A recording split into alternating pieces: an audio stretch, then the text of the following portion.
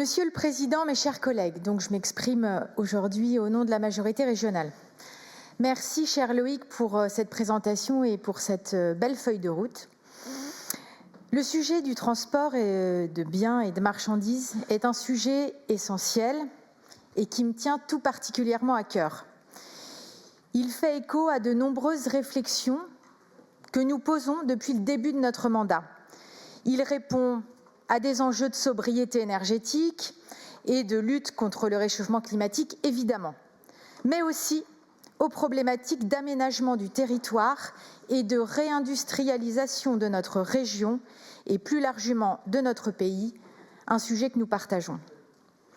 Parce que notre vision, depuis toujours, c'est de permettre à toutes et à tous, Bretonnes et Bretons, de pouvoir vivre et travailler au pays. Pour cela, il faut que nos entreprises, nos usines, nos fermes puissent transporter leur production de manière simple, pour un coût limité et surtout dans des conditions environnementales les plus satisfaisantes possibles. Évidemment, pour cela, plusieurs leviers existent. Investissement dans la production énergétique décarbonée, développement de la consommation locale et bien entendu réduction du trafic routier au profit du développement massif du fret ferroviaire ou maritime.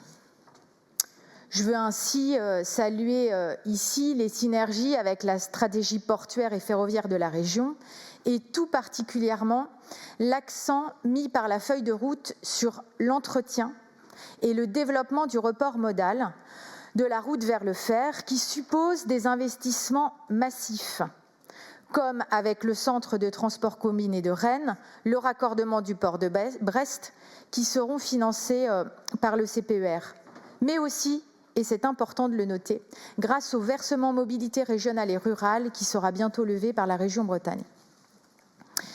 Dans le même mouvement, nous garantissons les investissements dans les ports, en les connectant notamment au corridor ferroviaire afin de faire baisser la part du transport routier en priorisant le fret ferroviaire et son couplage avec le fret maritime et fluvial.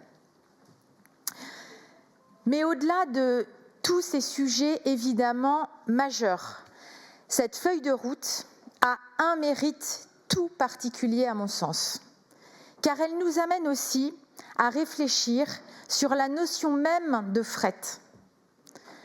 L'une des difficultés principales à laquelle nous sommes confrontés aujourd'hui, c'est que l'activité qui consiste à transporter une marchandise de son producteur à son client est devenue une simple activité tertiaire, coincée dans un étau entre industriel et grande distribution. Cette logique pousse immanquablement les entreprises du transport à compresser les coûts et à dégrader les conditions de travail des plus de 75 000 salariés en Bretagne, comme tu le disais. La déconnexion, cette déconnexion de l'activité du fret logistique de son territoire pousse irrémédiablement vers des délocalisations des bureaux et des emplois.